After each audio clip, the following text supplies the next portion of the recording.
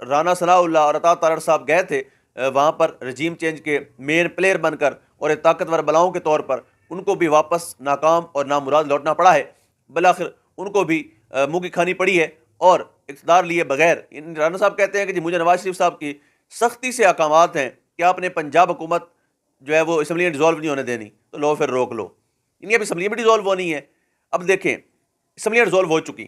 فیصلہ اسمبلی جا چکی، اتوار کو آٹومیٹکلی اگر وہ سائن نہیں کرتے تو آپ اسکرین پر دیکھ بھی رہے ہیں کہ آئین کا آرٹیکل نمبر 112 ہے، اس میں واضح ہے کہ اگر وہ نہیں توڑتے تو جو 48 گھنٹوں میں آٹومیٹکلی اسمبلیاں ڈیزالو ہو جائیں گی،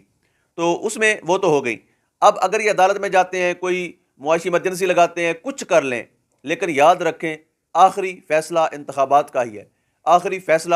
پاکستان کی غیرت مند قوم نے ہی کرنا ہے، پاکستان کی عوام نے ہی کرنا ہے، اور پاکستان کی عوام بتائے گی، وہ بتائے گی کہ میں کروں گا